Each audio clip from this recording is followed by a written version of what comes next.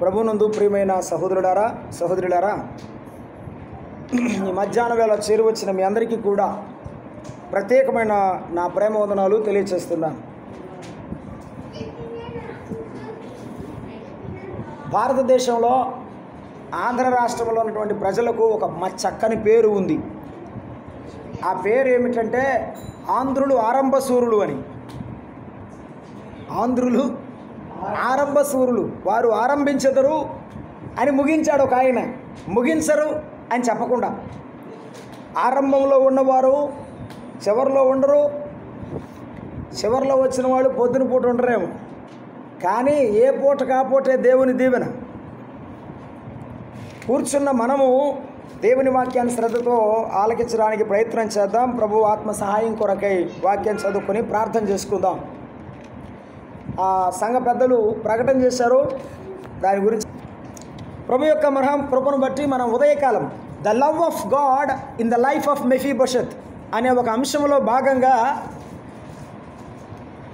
Mephibosheth జీవితంలో దేవుని ప్రేమ అనే అంశాన్ని మనము ధ్యానం చేస్తున్నాం.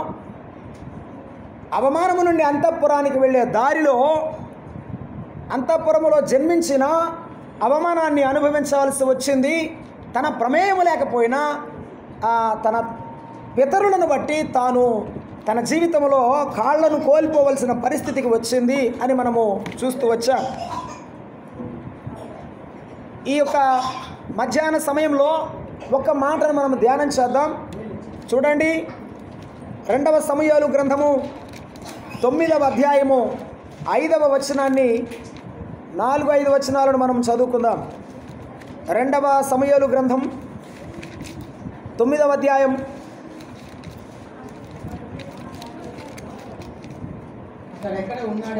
అతడు ఎక్కడ ఉన్నాడని రాజు అడుగుగా సీబా చిత్తగించుము, అతడు లోదెబారులో అమ్మీయేలు కుమారుడగు మాకీరు ఎంట ఉన్నాడని రాజుతో అనను. అప్పుడు రాజైన దావీదు మనుషులను పంపి లోదెబారులో ఉన్న అమ్మీయేలు కుమారుడగు మాకీరు ఇంట నుండి అతని రప్పించను.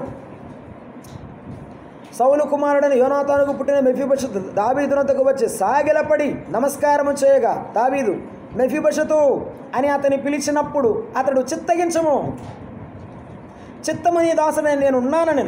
అందుకు దావీదు, నీవు భయపడవద్దు, నీ తండ్రి అయిన యోనాతాను నిమిత్తము నిజముగా నేను నీకు ఉపకారము చూపి నీ పితరుడైన సౌలు భూమి అంతయు నీకు మరలా ఇప్పించదను.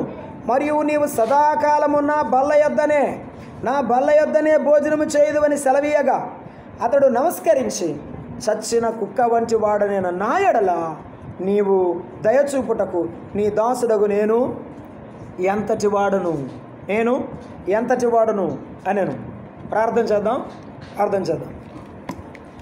ప్రేమగల తండ్రి, స్తోత్రారుడు అనే దేవా, పూజనీయుడా, మీ కొందనములు స్తోత్రం. మీ లేఖనములో ఉన్న సత్యాన్ని మేము గ్రహించడానికి ఉదయకాలం మీరు మాకిచ్చిన మీ ప్రసన్నతకు స్తోత్రములు. మీ వాక్య ప్రత్యక్షతను మాకు అనుగ్రహించండి. వినగల చెవిని గ్రహించగల మనస్సును అనుగ్రహించండి. మీ వాక్యము వినుచుండగా వినబుద్ధిని పుట్టించండి. అపవాదికి అపజయం, మీ నామానికి విజయం. మీ పిల్లలమైన మా జీవితాలకు దీవెన, దిద్దుబాటు. మీరు మాట్లాడుచుండగా పొడవడిన మనస్సు, విరిగిన మనస్సు మాకు కలిగించండి.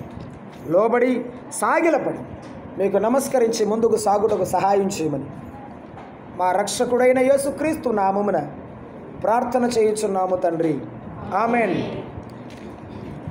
ప్రియులారా, ఉదయకాలం నేను మీకు జ్ఞాపకం చేశాను. అవమానము నుండి అంతఃపురానికి వెళ్ళే దారిలో అతడు అంతఃపురములో జన్మించి అవమాన పాలయ్యాడు. లోదెబారులో అమ్మీయేలు కుమారుడైన మాకీరు ఇంట జీవించి దీనమైన బ్రతుకును బ్రతికాడు అని 2వ మాటగా మనం ఉదయకాలం ధ్యానం చేశాం. ఆఖరి మాట అది ఏమిటంటే, దావీదు రాజు అంతఃపురములో దావీదు బల్ల యొద్ద సమృద్ధి అయిన జీవితాన్ని అనుభవించాడు. ఏమిటి ఆ సమృద్ధి? దావీదు దగ్గర మెఫీబోషెతుకు దొరికిన సమృద్ధి ఏమిటి?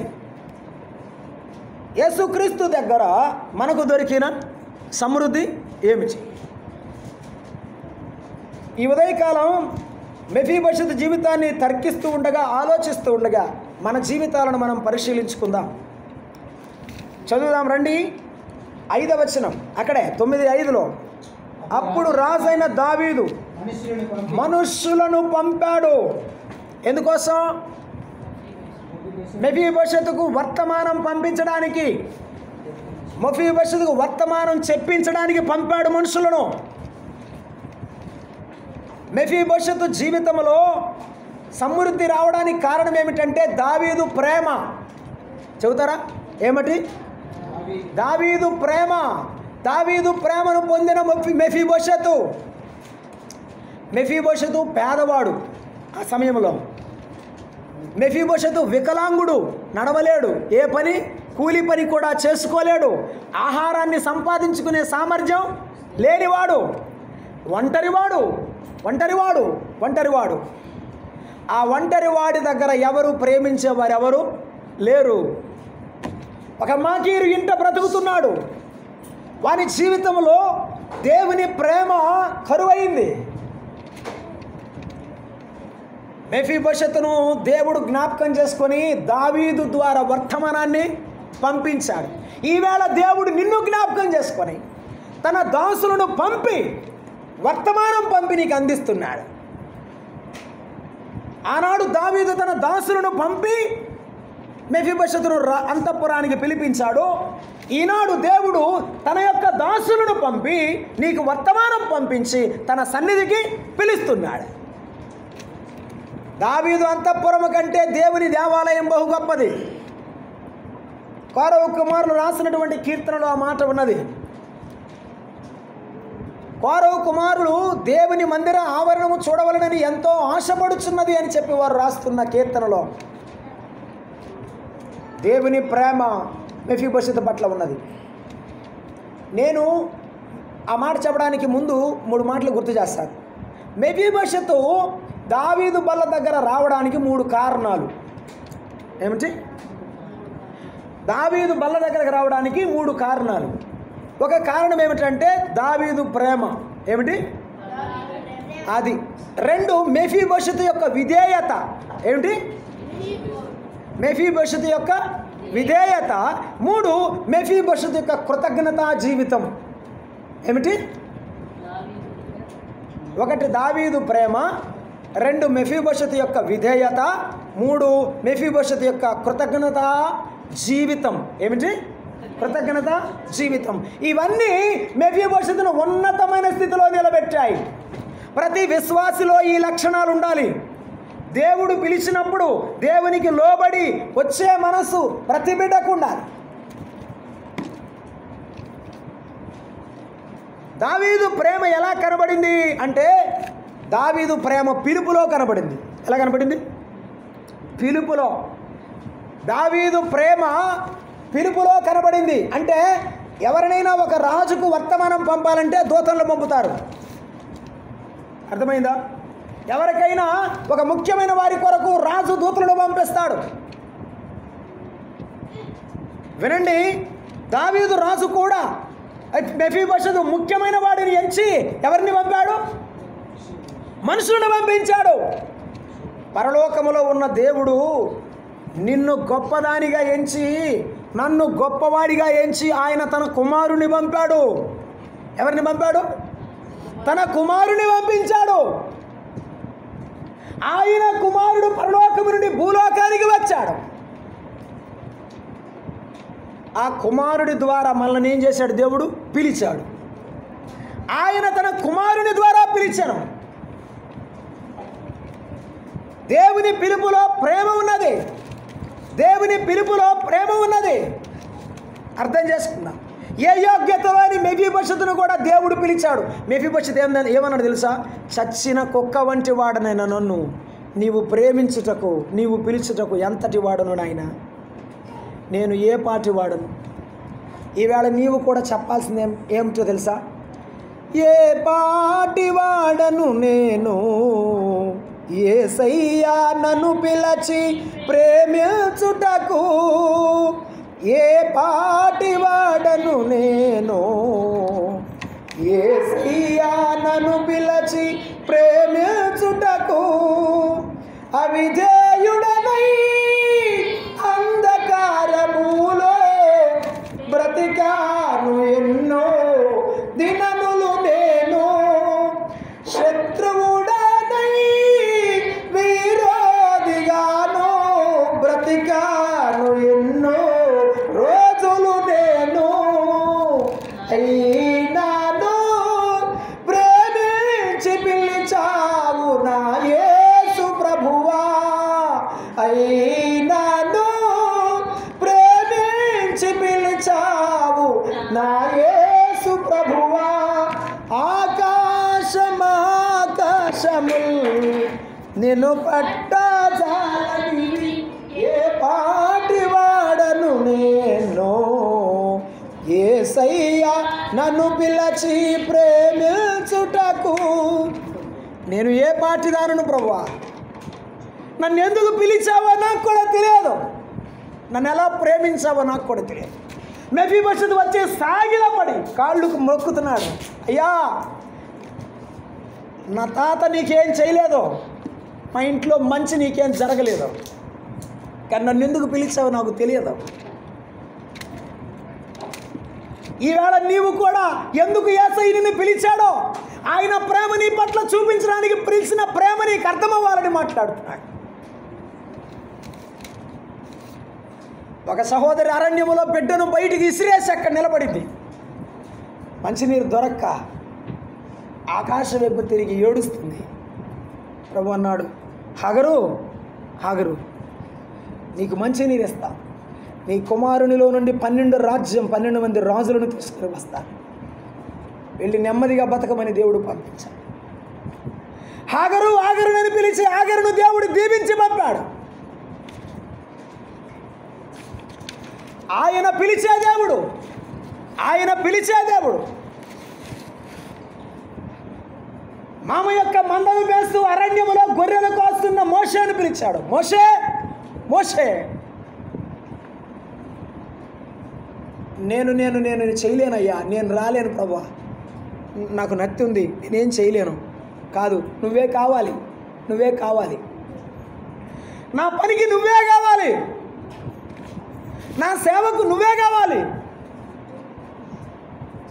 యేసయ్య పని చేయడానికి నువ్వు సిద్ధమైతే దేవుడు నిన్నే పిలుస్తున్నాడు మోషేని పిలిచినది అపోస్తల కార్యముల గ్రంథము 9వ అధ్యాయం 4వ వచనంలో చూస్తే ఒకడు దమస్కు మార్గములో దేవునికి వ్యతిరేకంగా ప్రయాణం చేస్తున్నాడు దేవుని పిల్లను హింసిస్తున్నాడు దేవుడు అంటాడు సౌలా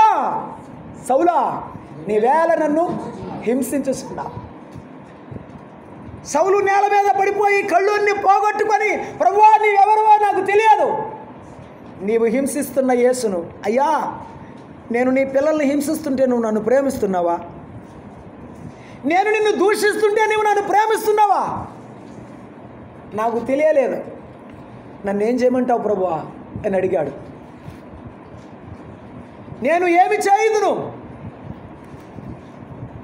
ఈవేళ దేవుడు నిన్ను పిలుస్తుంటే ఆయన సన్నిధికి నీవు వస్తావా ఆయన సన్నిధికి నీవు వచ్చి ఆయన ఎదుటకు నీవు లోబడిన మనసు నీకుంటే ప్రభు నిన్ను దీవించమమ్ముతాడు 2వ తెస్సలోనిక పత్రికలో ఒక మాట చదువుకుందాం ఈనాడు దేవుడు మనల్ని ఎలాగ పిలుస్తున్నాడో 2వ తెస్సలోనిక పత్రిక 2వ అధ్యాయము 14వ వచనాన్ని చదువుతారా మన ప్రభువైన యేసుక్రీస్తు యొక్క మహిమ పొందాలని ఆయన మా సువార్త వలన మిమ్మును పిలిచాను దావీదు రోజున మెఫీబోషెతును పిలిచింది అంతఃపురములో రాజబల్ల దగ్గర భోజనం చేయడానికి పిలిచాడు కానీ యేసయ్య ఎందుకు పిలుస్తున్నాడు తెలుసా లోకములో భోజనానికి కాదు లోకములో అంతఃపురానికి కాదు ఆయన తన మహిమకు పిలుస్తున్నాడు ఆయన తన మహిమ కోసం పిలుస్తున్నాడు నీకు తన మహిమనివ్వడానికి పిలుస్తున్నాడు ఏ భేదము లేదు అందరూ పాపము చేసి దేవుడు అనుగ్రహించు మహిమను దేవుని మహిమ మానవుడు పొందలేకపోతే ఆ మహిమనివ్వడానికి ఆయనే మానవుడిగా వచ్చాడు ఆయన 2025 సంవత్సరాల క్రితమే మన కొరకు మరణించాడు ఆయన మన కొరకు చిందించిన రక్తం ఎంత బలమైనదంటే 2020 సంవత్సరాల తర్వాత కూడా అంత శక్తివంతమైన రక్తం, మన పాపాన్ని కడుగగలిగిన రక్తం, ఈరోజు నీ జీవితాన్ని మార్చగలిగిన రక్తం. ఆయనని నువ్వు ఆశ్రయిస్తే ప్రభు నిన్ను క్షమిస్తాడు, పరలోక రాజ్యం ఇస్తాడు. ఆ సువార్త ద్వారా పిలిచిన దేవుడు రక్షించి ఇదిగో ఈ శరీరాన్ని ఏ శరీరంగా మారుస్తాడట? ఈ దీన శరీరమును తన మహిమ గల శరీరమునకు సమరూపముగా. ఇది కాదు మన దేశం, ఇది కాదు మన రాజ్యం, మన ప్రభు అయిన యేసుక్రీస్తు రాజ్యం, పరలోక రాజ్యం. పరలోక రాజ్యానికి మనం తీసుకుని వెళ్ళడానికి వస్తుంటాడు. ఆ మహిమ గల రాజు రాజ్యములో, ఆ పరలోక పట్టణములో యుగాయుగములు బతకడానికి వస్తాడు. యేసు ప్రభు పిలుస్తున్నాడు. ఆయన పిలుపు కొరకు నీవు వింటే చాలు. ఒక మాట గుర్తు చేస్తాను. ధనవంతుడు పాతాళములో యాతన పడుతూ అబ్రహాము తండ్రితో అన్నాడు ఇలాగ, ఏమని? అయ్యా అయ్యా లాజరును పంపించయ్యా, తన ఇక చిటికెన వేలి కొనతో ఒక నీటి చుక్క నా నోట్లో పోస్తాడు, అప్పుడు నాకు దాహం తీరుతుందంటే రావడం కుదరదు అన్నాడు ఆయన. ఇక్కడి వారు అక్కడికి, అక్కడి వారు ఇక్కడికి రాజాలకు ఉన్నట్లు గొప్ప అగాధము ఉన్నదన్నాడు ఆయన. అని ఆ మాట అంటే ఈ ధనవంతుడు అలా ఊరుకోలేదు. అయ్యా నాకు ఇంకా 5 అన్నదమ్ములు ఉన్నారు, వారి కోసం చెప్పడానికైనా లాజరును పంపయ్యా అంటే ఏమన్నా తెలుసా? అక్కడ కొందరు బోధకులు ఉన్నారు, వారి మాట వింటే ఇక్కడికి రాకుండా ఉంటారు, వెనకపోతే ఇక్కడికే వస్తారు అని చెప్పాడు. ఈవేళ నేను గుర్తు చేసే మాట ఏంటంటే, యేసయ్య నిన్ను పిలుస్తున్నాడు. యేసయ్య మందిరానికి వస్తున్నావు కానీ యేసయ్యను నీ గుండెలోనికి నీవు పిలవలేదు. యేసయ్యను నీ మనసులో ఆయన చేర్చుకోలేదు. చేర్చుకోకపోతే, మారు మనసు లేకపోతే నీవు పరలోకం చేరలేవు. ప్రార్థనకు రావచ్చు, బైబిల్ పట్టుకోవచ్చు, ప్రార్థన చేయొచ్చు, నీవు దేవుని మందిరంలో ఉండవచ్చు, కానీ పరలోకం చేరడం అసాధ్యం. ఈ మధ్యాహ్నం వేళ ఆలోచన చేయండి. దేవుడు మనలను పిలుస్తున్నాడు. అవును, దావీదు మెఫీబోషెతును పిలిపించాడు. ఎందుకోసమో తెలుసా? ఇప్పుడు చదువుదాం 9వ అధ్యాయం. రండి, అపోస్తుల కార్యం సమూయేలు 2వ గ్రంథం 9వ అధ్యాయం. ఎందుకు పిలిచాడు ఆయన? 2వ సమూయేలు గ్రంథము 9వ అధ్యాయంలో అయ్యా 7వ వచనం చివరిలో, నీవు భయపడవద్దు, నీ తండ్రి అయిన యోనాతాను నిమిత్తం నిజముగా నేను నీకు ఉపకారము చూపి నీ పితరుడైన సౌలు భూమి అంతా నీకు మరలా ఇప్పింతును, మరియు సదాకాలము నా బల్ల యొద్దనే భోజనము చేయుదువు అన్నాడండి. ఏమండి పిలిచాడు? ఏమైనా ఒక వరహానో ఒక బంగారు దండో ఇచ్చి పంపలేదు. వింటున్నారండి? ఇప్పుడు యేసు ప్రభు దగ్గరకు వచ్చేటువంటి చాలామంది కూడా చేసే పని ఏంటంటే తాత్కాలికమైన భూ సంబంధమైన ఆశీర్వాదాలు అడుగుతారు, కానీ దావీదులాగా ప్రభువా నా కుటుంబాన్ని నిత్యము నీ సన్నిధిలో స్థిరపరచుమని ప్రార్థన చెయ్యరు. అది మన సమస్య. ఆలోచన చేయండి మిత్రులారా. దావీదు ఏమన్నాడంటే, నీవు సదాకాలము నా బల్ల దగ్గర ఉంటాడు. అమ్మ, ఆ బల్ల సహవాసాన్ని తెలియజేస్తుంది. ఏం తెలియజేస్తుంది చెప్పండి అమ్మా? దావీదు పిలుపులో ప్రేమ ఉంది, దావీదు సహవాసములో అది కాదు. ఆడొక బల్ల ఎత్తాను, నువ్వు ఆడ తిని అటు నుంచి అడుగు, నా దగ్గర రాబోకనలేదు. ఎక్కడ? నా బల్ల దగ్గర నాతో పాటు కూర్చో, నువ్వు నేను సమానం. ఈ రోజున యేసయ్య కూడా చెప్పేది అదే. యోహాను సువార్త 1వ అధ్యాయం 12వ వచనం, ఆయన ఆ శరీరధారి కృపా సత్య సంపూర్ణుడిగా మన మధ్య నివసించగా తన్ను ఎందరు అంగీకరించరు, తన నామమందు విశ్వాసం ఉంచిన వారందరికీ ఆయన పిల్లలు, ఆయన బానిసలు కాదు, ఆయన పనివారు కాదు, ఆయన పిల్లలయ్యే అధికారం ఇచ్చాడు. There is an authority. ఒక అధికారం ఉంది. ఏమిటి అధికారం? మన తండ్రి పరలోకపు రాజు, ఆయన పిల్లలము, మనము రాజకుమారులం. ఆయన బల్ల దగ్గర మనకు స్థానము ఉంది. ఈ రోజున ఆయన పాత్రలో పాలుపొందుతున్నాం, ఆయనతో పాటు భోజనం చేస్తున్నాం అంటే కేవలము అది దేవుని యొక్క మహా కృప. అర్థం చేసుకుందాం. దేవుని యొక్క సహవాసంలో ఏముంది చెప్పండి అమ్మా? సహవాసములో ప్రేమ ఉంది. దావీదు సహవాసములో ప్రేమ ఉంది, అందుకే బల్ల దగ్గర స్థానం ఇచ్చాడు. దేవుని సహవాసములో ఏముంది? ప్రేమ ఉంది. మన సహవాసం అయితే అన్నాడు, 1 యోహాను పత్రిక 1వ అధ్యాయము 3-4 వచనాల్లో మనం చదువుకుంటే, మన సహవాసం అయితే తండ్రి అయిన దేవునితోనూ ఆయన కుమారుడైన యేసుక్రీస్తుతో కూడా ఉన్నది. మన సహవాసం మానవుల సహవాసం కాదు. మానవుల సహవాసం ఎటువంటిదంటే పొద్దున పూట పొగిడింది, మధ్యాహ్నం అంతే సంగతులు, సాయంత్రం అసలు కనపడదు. మానవుని ప్రేమ అటువంటిది, ఇంతలో కనబడి అంతలో మాయమైపోయే మాయ వంటి ప్రేమ. యేసుక్రీస్తు ప్రేమ శాశ్వతమైనది, నిరంతరం ఉండేది. దేవుని సహవాసములో ప్రేమ ఉన్నట్టు దావీదు సహవాసములో ప్రేమ ఉన్నట్టు దేవుని సహవాసములో ప్రేమ ఉంది. ఆ ప్రేమలో ఆయన చూపించిన ఒక మాట గుర్తు చేసుకుందాం. అది చాలా వెరీ వెరీ ఇంపార్టెంట్. ఆ వచనాన్ని మనము చదువుకోవాల్సిన అవసరం అవుతుంది. ఒకటి, అది రాజరికపు సహవాసం. ఏ సహవాసం అది? రాజరికపు సహవాసం. మనది ఏ సహవాసం? మనము రాజులైన యాజక సమూహం. మన రాజు ఎవరు? యేసు ప్రభు. మన తండ్రి మన రాజు, ఆయన పిల్లలమైన మనము రాజులం యాజకులం. ఆయన పిల్లలమైన మనము రాజరికపు సహవాసం. ఇది పరలోక సంబంధమైన రాజుల సహవాసం. ఈ రాజరికపు సహవాసాన్ని మనము పవిత్రంగా కాపాడుకోవాలి. ఈ రాజరికపు సహవాసములో ఆనందించాలి. పాటలు పాడడం ఆనందించాలి, ప్రార్థన చేయడం ఆనందించాలి, ఆరాధించడం ఆనందించాలి. ఆరాధనలో ఆనందము లేక, సహవాసములో ఆనందము లేకపోతుంది ఈ దినాల్లో. నీ తనుమంతా తన్మయత్వంతో నిండినప్పుడు పాట పాడుతుంటే ఆ ప్రభు కూర్చొని సింహాసనం మీద ఆనందిస్తుంటాడు. ఆహా, నా బిడ్డలు నన్ను గురించి ఎంత గొప్పగా చెప్తున్నారు. ఎప్పుడైనా ఆనందించావా? సహవాసములో అది రాజరికపు సహవాసం. నిజమే, దేవుడు మనకిచ్చిన సహవాసం చాలా గొప్పది. నేను మీకు చూపించడానికి నాకు సమయం లేదు, అందువల్ల ముగించాలి తొందరగా. రాజరికపు సహవాసం అంటానికి రోమాపత్రికలు ఒక మాట చెప్పారు. మనము సహించిన వారమైతే ఏలుదుము అన్నాడు. మరొక చోట ఏమన్నాడంటే మనము దేవుని వారసులం అన్నాడు. మనం ఎవరివి? మనము దేవుని వారసులం. మెఫీబోషెతు కూడా దావీదు వారసుడిలాగా బల్ల దగ్గర కూర్చున్నాడు. దావీదు వారసుడా? కాదు. దావీదు కొడుకా? కాదు.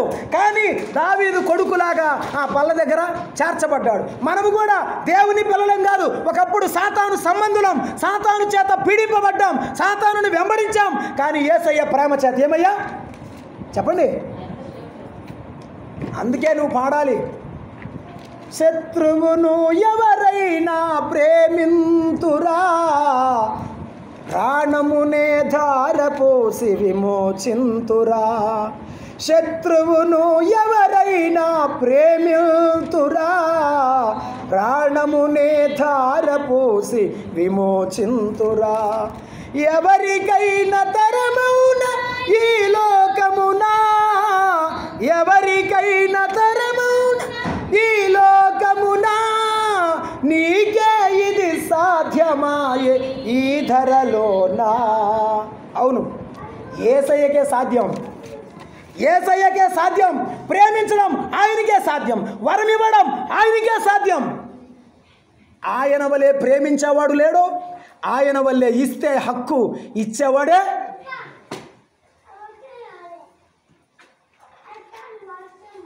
మనము శత్రువులమై ఉండగా ప్రేమించాడు. యేసు ప్రభు నిన్ను దూషణ మాటలు మాట్లాడేమో నమ్మకమును, యేసు ప్రభుని ఎలా అవమానించావో నమ్మకమును. యేసయ్య అన్నాడు, కుమారుడా నా యొద్దకు రమ్మంటే వచ్చావు. యేసయ్య ఎన్ని ఏళ్ళు కాపాడాడు. నేను మర్చిపోవద్దు ఆయన ప్రేమ, మర్చిపోవద్దు ఆయన సహవాసాన్ని. మనం చాలాసార్లు జ్ఞాపకం చేసుకుంటాం. 3.5 సంవత్సరాల పాటు నిర్విరామంగా యేసు ప్రభు ప్రక్కనే ఉన్నాడు. ఎక్కడున్నాడు? యేసు ప్రభు ప్రక్కనే ఉన్నాడు. ఒక్క పూట లేడు. ఒక పూట, ఒక రోజు అంటారు జనమందరూ. నేనైతే చెప్తాను, ఆ గడియలో ఆ పూట లేడు ప్రభు. అంతే. తర్వాత వచ్చి అడిగాడు, ప్రభు వచ్చాడా? చచ్చిపోయాడు ఆయన ఎందుకు వస్తాడు? వీరు ఆయన మాట్లాడుతుంటే చూశారు. నేనైతే ఆయన ప్రక్కలో ప్రక్కలో చేయి పెట్టేవాడినే, ఆ చేతుల్లో వేలు పెట్టి చూసేవాడినే అని చెప్పాడు. విశ్వాసం ఏమైంది చెప్పండి అమ్మా, విశ్వాసం ఏమైంది? బిడ్డకు బాగోపోతే ఏమే చేయలే అంటున్నావేమో, భర్తకు బాగోపోతే, నీకు జ్వరం వస్తే, ఇంట్లో పరిస్థితులు మారిపోతే యేసయ్య మాకేం చేశాడయ్యా అనేవాడు కూడా ఉన్నారు ఈవేళ. కానీ యేసయ్య ప్రత్యక్షమయ్యాడు. తోమాను చూసి జాలిపడ్డాడు యేసయ్య. అరే తోమా ఎందుకు ఇలా అయిపోయావని దేవునికి బాధేసింది. తోమా ఎదుటి నిలబడి, తోమా రా నీ అనుమానం తీర్చుకో, రా అన్నాడు. చెయ్యి పెట్టాడా ఏమ్మా, ఏలు పెట్టాడా? ప్రభువుని చూడగానే గుండె పగిలింది. ప్రభువా, దేవా, నేను చాలా పొరపాటు చేశాను. నా దేవా, నా ప్రభువా. బల్యాల చేత, కత్తుల చేత మద్రాసు పట్టణంలో పడవబడి చనిపోయాడు తోమా. నా ప్రభు కొరకు నేను చనిపోయినా పర్వాలేదు. వాస్తవానికి ఇక్కడ నేను గమలీయేలు గురించి చెప్పాలనుకున్నాను ఈ మీటింగ్స్లో, కానీ ఎందుకో ప్రభు ఇవ్వలేదు. దేవుని చేత పొడవబడ్డాడు. గమలీయేలు పాదాల దగ్గర నిష్ఠగా బతికిన సౌలు పౌలుగా మార్చబడినప్పుడు దేవుని కోసం ప్రాణం ఇవ్వడానికి వెనుతిరగలేదు. ఈవేళ యేసయ్యను నమ్ముకున్న తర్వాత నీ విశ్వాసం ఏమైంది? నీ విశ్వాసం ఏమైంది? నీ విశ్వాసం జారిపోయిందా? నీ విశ్వాసం కదిలిపోయిందా? 4 ఏళ్ల క్రితం ఒక ఆయన నా దగ్గరికి వచ్చాడు. ఆయన సంఘ పెద్ద. ఏమండి, సంఘ పెద్దలు, సహోదరులు, ఆయన సంఘ పెద్ద నా దగ్గరికి వచ్చాడు. తమ్ముడు, మా గేదెలు ఉంటాయి, మీకు ఇటు ఆవులు ఉంటాయిగా, వాటిని బర్రెలు అంటారు మా వైపు. మా బర్రెకి జ్వరం వచ్చింది, నేను పోతా ఉన్నాను. అదేమంటారు, నల్ల ఎంట్రుకలు తాడు కట్టించుకొని రాబోతున్నాను, సాయంత్రానికి తగ్గిద్దంట, మా ఇంటి పక్కన ఆయన చెప్పాడు అని వచ్చాడు. నీకేం పట్టిందన్నా నేను. ఆయన అన్నాడు, బాలేవాడు లాగా ఉన్నావులే అని చెప్పాడు. 50,000 అన్నాడు ఆయన. పొద్దున్నే పోయాడు, తెచ్చాడు, ఆదివారమే కట్టాడు, ఆరాధనకు పోయాడు, సాయంత్రానికి బర్రె చచ్చింది.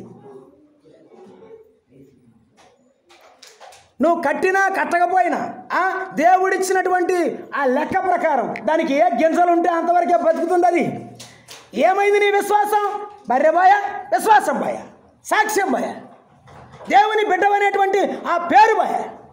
దేవుని ఎదుట అవమానం మిగిలింది, కన్నీరు మిగిలింది.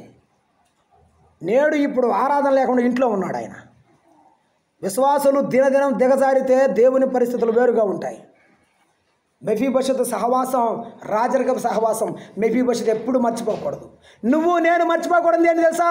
మన దేవుడు రాజు, రాజులకు రాజును, చెప్పండి, ప్రభువులకు ప్రభు, రారాజు మన దేవుడు, మన తండ్రి రారాజు.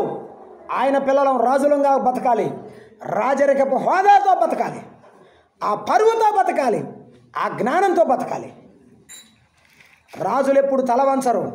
తలవంచని మనస్తత్వం, పాపానికి తలవంచని మనస్తత్వం మనం కలిగి ఉండాలి. ఇది రాజరికపు సహవాసం, ఇది దేవుని బల్ల, ఆరాధన బల్ల. రెండవది, బల్ల భోజనాన్ని చూపిస్తుంది. ఏమిటి? రాజరికపు ఆహారం, పరలోకపు ఆహారం మనకి దేవుడిచ్చాడు. యోహాను సువార్తలో 5వ అధ్యాయం 57వ వచనంలో చెప్పాడు, నేను పరలోకము నుండి దిగివచ్చిన జీవాహారమునై ఉన్నాను అన్నాడు ఆయన. మీ పితరులు మన్నాను తిన్నారు, అయినా ఏమయ్యారు? చనిపోయారు. మన్నాను తిన్నారు, చనిపోయారు. అద్భుతాలు చూశారు, చనిపోయారు. కానీ నేనిచ్చు ఆహారం తినవాడు ఎన్నడు, చెప్పండి గట్టిగా, చనిపోడు. నేనే ఆహారం, నన్ను తిన్నవాడు చనిపోడు. ఏం చేద్దాం? ప్రభు మాటలు ఏం చేయాలి? మనం భుజిద్దాం. ప్రభు మాటలను మనము స్వీకరిద్దాం. మన కడుపుకు చేదుగా ఉన్నా, మన యొక్క నోటికి చేదుగా ఉన్నా దాన్ని మనం స్వీకరిద్దాం. దేవుని మాటలు వినటానికి కష్టమే, సమయం వెచ్చించడానికి కష్టమే. ఇటీవల గృహప్రవేశానికి వెళ్ళాను నేను. అమ్మాయి కూడా రావాల్సింది, సిస్టర్ రాలేదు, నేను ఒక్కడనే వెళ్ళాను. ఇంటి ఖరీదు కొన్ని లక్షలు ఉంటుంది, ఎందుకని అమౌంట్ చెప్పకూడదు, పెద్ద అమౌంటే. భోజనం, బ్రహ్మాండమైన భోజనాలు, ఐటమ్స్ అన్ని సిద్ధం చేశారు. బ్రదర్, మీరు వీకోట నుండి మా దగ్గరికి వచ్చి వాక్యం చెప్పాలి, ఓపెనింగ్ మీరే చేయాలి. కుదరదు, మీరే పెళ్లి చేశారు, మీరే అన్ని చూశారు, కాబట్టి మా అబ్బాయి విషయంలో దేవుడు దీవించాడు, మీరు తప్పకుండా రావాలంటే నేను సెలవు పెట్టుకొని ప్రార్థన చేసి బైబిల్ ధ్యానం చేసి వాక్య పరిచయం చేయడానికి వెళ్ళాను. ఆడికి వెళ్ళి కూర్చున్నాక ఆయన నా దగ్గరికి వచ్చాడు. ఎప్పుడు వాక్యం చెప్పబోయే ముందు వచ్చి అన్నాడు చెవిలో, సార్ 10 నిమిషాలు చెప్పండి సార్ అన్నాడు. ఎన్ని నిమిషాలు? 10 నిమిషాలు చెప్పండి సార్ అన్నాడు. 550 కిలోమీటర్లు పోయింది 10 నిమిషాలు చెప్పడానికి. ఆ మాత్రం దానికి ఎవరో పాస్టర్ పిలుచుకోవచ్చు కదా స్వామి. వాక్యం అంటే విలువ లేదు, వాక్యం అంటే శ్రద్ధ లేదు. నేను చెప్తున్నానండి లోకరీతిగా, మా వైపు అంటారు, మీ వైపు ఏమంటారు నాకు తెలియదు, పోసుకోలు కబుర్లు చెప్పమంటే గంటలు ఆ మిద్ది మీద 10 గంటలు, ఈ మిద్ది మీద 2 గంటలు, ఆ రచ్చబండి దగ్గర 4 గంటలు, ఆ రాగిమాన్ దగ్గర 2 గంటలు, అదేంటో నాకు అర్థమవుతావు. కాకి తిరిగినట్టు తిరుగుతావు. ప్రార్థనకు వచ్చి కూర్చోమంటే గురిగా కూర్చోలేవు. బైబిల్ ఏదంటే మనసు రాదా, అసలు బైబిల్ చదువుతావో లేదో తెలియదు. చూస్తూ ఉంటే రాజరికపు భోజనాన్ని ఎవరు మరిచిపోకూడదు. యేసుక్రీస్తు ప్రభువే ఆహారమై ఉన్నాడు, ఆయన వాక్యమే ఆహారమై ఉన్నది. పౌలు భక్తుడు చెప్పాడు, చిన్న పిల్లలైన మనము పాల వంటి వాక్యాన్ని అపేక్షించాలి, బలవంతులు బలమైన ఆహారాన్ని భుజించాలి. అది యోహాను భక్తుడు చెప్పాడు బలవంతులను గురించి. చిన్నపిల్లలను గురించి పౌలు భక్తుడు ఎఫెసీ పత్రికలో పాల వంటి ఆహారం అన్నాడు 2వ అధ్యాయంలో. కాబట్టి మనము పాల వంటి ఆహారం, చిన్నవారమైతే దేవుని వాక్యాన్ని పాలవలే కొద్దిగా తీసుకుందాం. ఒకవేళ దేవుని సన్నిధిలో బలమైన వారమైతే పుస్తకాలుగా ధ్యానం చేస్తూ ప్రభు సన్నిధిలో మనం బలపరచబడతాం. మెఫీబోషెతు రాజరికపు భోజనాన్ని అనుభవిస్తున్నాడు. ఆ భోజనములో మన్నాలో మరణం ఉంది, ఈ భోజనంలో ఏం లేదు చెప్పండమ్మా, మరణము లేదు. యేసయ్య మాటలో మరణం లేదు. ఆకాశమును భూమిని గతించదు కానీ నా మాటలు ఎన్నడూ గతించవు. సాతాను యేసు ప్రభుతో చెప్పాడు, ఇదిగో ఈ రాళ్ళు రొట్టెలుగా చేసుకొని తినమన్నాడు. రొట్టె వలన ప్రతి మనుషుడు జీవించడు కానీ దేవుని నోట నుండి వచ్చి ప్రతి మాట వలన మనుషులు ఏం చేస్తారు? జీవిస్తారు. దేవుని మాటలు పట్టుకుందాం, మనం బ్రతికి ముందుకు వెళ్దాం. లోకంలో సాతానుడు ఉన్నాడు, దేవుని మాటలు మనం చదవకుండా, దేవుని మాటలు ధ్యానం చేయకుండా, దేవుని మాటలు వినకుండా చేస్తాడు. అలాగే విశ్వాసంలో మనం సన్నగిల్లేటట్టు, చివరికి పడిపోయేటట్టు చేస్తాడు. ఇక ప్రార్థన లేదు, ఆరాధన లేదు, సహవాసం లేదు. దేవుని మందిరానికి దూరమయ్యే పరిస్థితులు ఏం చేస్తాడు? సాతానుడు కలుగు చేస్తాడు. జాగ్రత్తగా ఉండాలి. ఈ అంత్య దినాలు అపాయకరమైన కాలాలు. నమ్మిన వారిని సహా మోసం చేసే సాతానుడు ప్రపంచంలో బ్రతుకుతున్నాడు. మనం జాగ్రత్తగా ఉండాలి. రాజరికపు సహవాసం అది. కాబట్టి దావీదు ప్రేమలో, పిలుపులో ప్రేమ ఉన్నది, 2 సహవాసంలో ప్రేమ ఉన్నది. ఆ తర్వాత రాజభోజనములో, భోజనం ఇవ్వడంలో కూడా తేడా ఉందా? లేదు. ఆయన ఏ భోజనం తింటాడో అదే భోజనం ఇతనికి ఇస్తున్నాడు. అందుకే అన్నాడు, జయించువానికి నేను తెల్లరాతినిత్తును. ఏమిస్తాడట చెప్పాలందరూ. జయిస్తే సాతానుని జయిస్తే, శోధన జయిస్తే, లోకాన్ని జయిస్తే ప్రభువు కొరకు నిలబడే నక్షత్రం అవుతావు.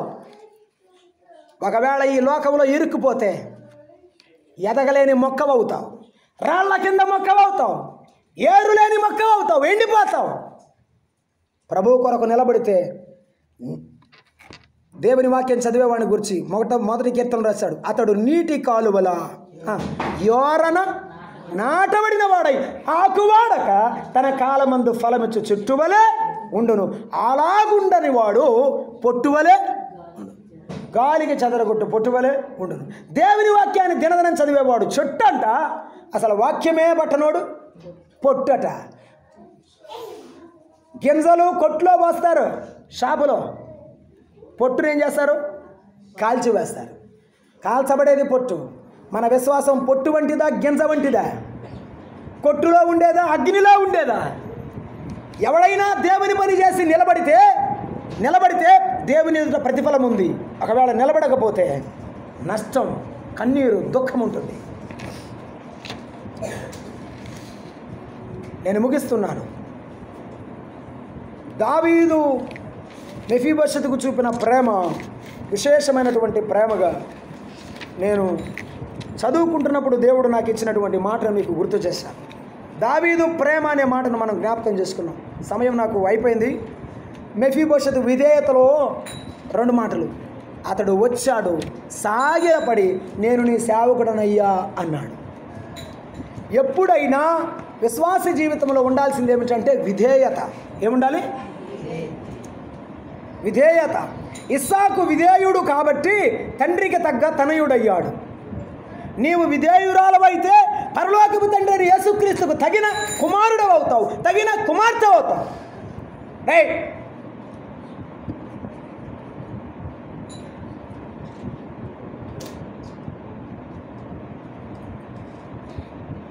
పరలోకపు తండ్రికి తగిన కుమార్తె అవుతావు, కుమారుడు అవుతావు. ఈ విషయాలు పట్టించుకోకపోతే అర్థమవుతుందా? దేవుడు కూడా నిన్ను కూడా పట్టించుకోకుండా పక్కన పెట్టేస్తాడు. కృతజ్ఞత జీవితంలో మెఫీబోషెతును మించిన వారు లేరు. చాలా పాఠం ఉంది. అది నేను 2 ముక్కలు చెప్తాను. దావీదు రాజు రాజ్యం వదిలిపెట్టి వెళ్ళిపోయాడు. ఎవరి వల్ల? అబ్షాలోము వల్ల. వెళ్ళిపోతే దావీదు రాజును మర్చిపోవాలా. ఎవరు? మెఫీబోషెతు.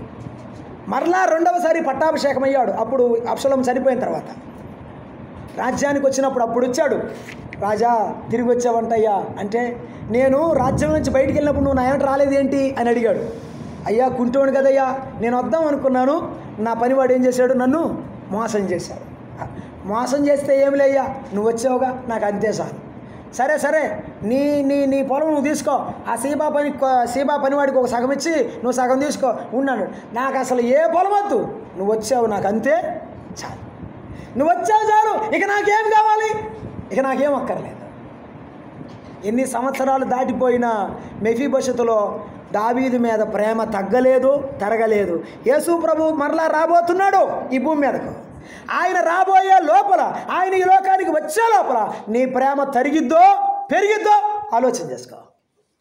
ఎఫెసు సంఘమా, నీకు మొదట ఉండిన ప్రేమను నీవు వదిలితివి అని ఒక నింద ఒకటి, తప్పు ఒకటి నీ మీద మోపుతున్నాను.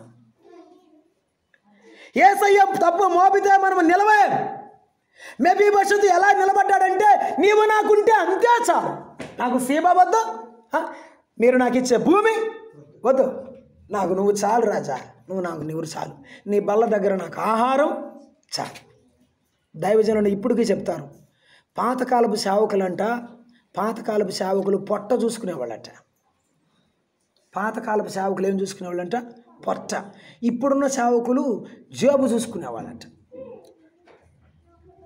కడుపు నిండితే చాలు సువార్త చెబుదామని వెళ్ళిపోయేవాళ్ళట పాతకాలంలో. నేను సేవకులను అనడానికి రాలేదు, కానీ మనం ఏం చూసుకుంటున్నామో, ఏది మనకు ముఖ్యం ఆలోచన చేయాలి.